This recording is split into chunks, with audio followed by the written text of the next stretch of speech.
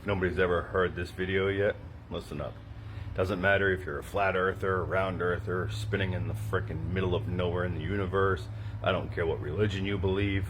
Clear your mind of everything. Go back to pretend you're a kid and you don't know anything. And this is your teacher. Let's just say for shits and giggles, okay? Now after this, hit up the comment section because I want to know your thoughts on this.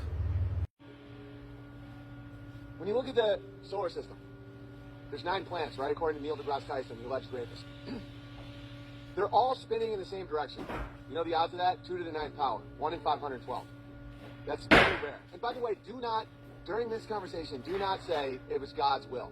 Because if you use God, you have to read the Bible.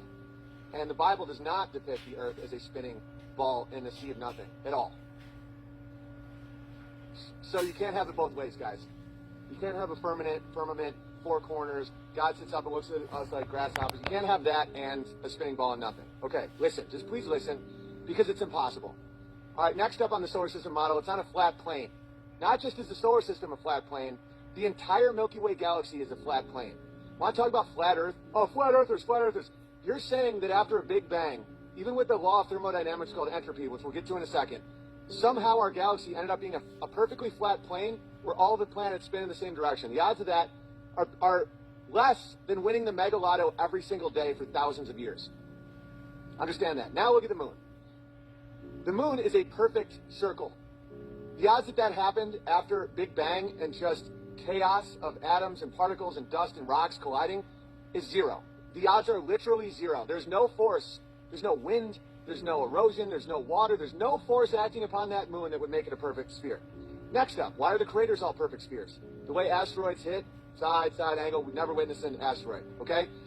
The odds that the spin of the moon is exactly the same speed as it rotates around the Earth, again, are 0. If it was 1/4 of 1 mile per hour different, it would slowly turn. The fact it doesn't, and there is 0 physics explanations with the model of gravity as we know it to explain why the moon, why its axis rotation is exactly matching it rotate around us so that we only see one side. Light being shined upon a sphere does not make the luminescence the same all the way across. You can do a test with a tennis ball and a flashlight. It's impossible. It can't happen. It only happens on 2-dimensional objects. Seeing as you've only seen one side of the moon because of its miraculous rotation and its perfect circle, and the fact that the luminescence is the same across the whole thing, implies, I'm not stating this, it implies it's a 2-dimensional object. A lot more than it's a spinning sphere out of the chaos of the Big Bang. Okay? The size and weight of the moon, according to science, it is impossible for it to be rotating around our Earth. The way the moon was created, according to mainstream science, is that an object the size of Mars hit our Earth and created the moon. That's nonsense. We would have rings like Saturn. Where's all the dust? Where's all the debris? Where's everything? That all just disappeared? That makes no sense at all. Next up, the sun is 400 times bigger and miraculously 400 times farther away than the moon. And like 2 machine-cut quarters, they line up perfectly to make an eclipse. The odds of that are 1 in trillions times 1 in trillions times 1 in trillions. It's not possible. That the perfect circles in this world, which can't happen on the moon given the existing model, line up perfectly with something 400 times larger from a third factor, which is your fixed position on an Earth, that they claim is spinning 1,000 miles an hour. Okay, the shadow of the eclipse is 70 miles wide. There is no way to make a shadow smaller than the object. Of course, there are people that say umbra, because like goats, they've been trained to say that, but they cannot recreate an umbra on Earth.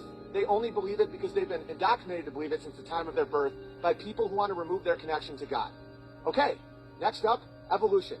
So we have something called the Big Bang, which is the ultimate chaotic event.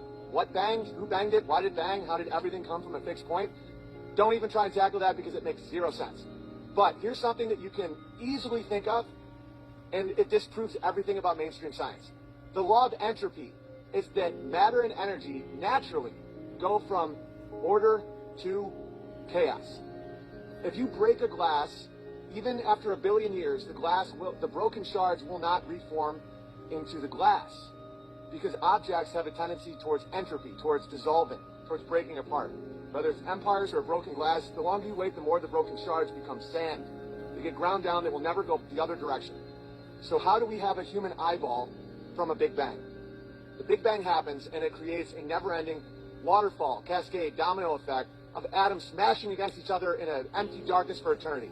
So given the law of entropy, that things go from order to chaos, how on earth do we have the structure of a human eyeball in which we can see light and then recreate the light in our minds as images that represent our physical reality? It contradicts to a point of laughable mockery.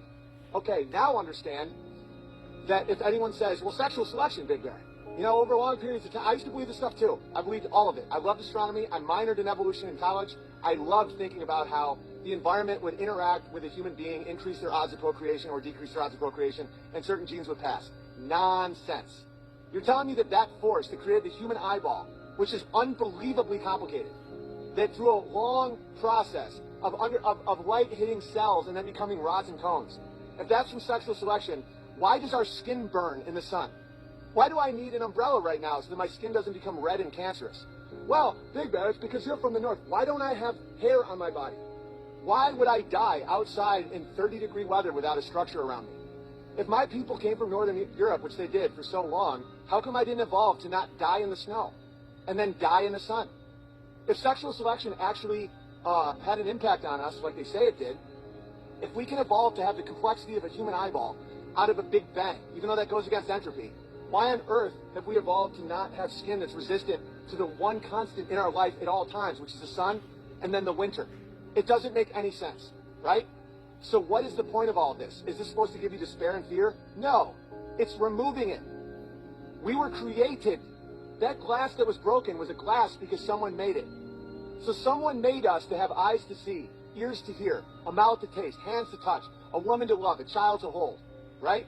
That is love. And so what's the purpose of life? Serving that which gave us all of it, God. And they want you to think that we are on a spinning circle ball in an infinite black, and every atom that just smashes together randomly eventually became your parents who randomly fucked and are now silently watching NCIS in some long, weird, passive-aggressive game, and you're just here to randomly smash your genitals against someone. No way, guys. That's despair. That's the world where you need medication to get out of bed. That's the world where you can be easily tricked because you have nothing to be grateful for or nothing to live for. When you know that your eyes of your children were created, that means whoever created it loves you. So serve that who loves you, which is your creator. There is no way that moon just got this. The story is an endless serpent distracting you from God's love and making you sad and full of despair. And every time I point out one of these deceptions, and people say, "Oh, I can't be with you on this one, man. It's too much stress." I'm removing the stress. You're made in love. Your soul matters. Your choices matter. God loves you. Why would God give you eyes that can see your wife holding a baby?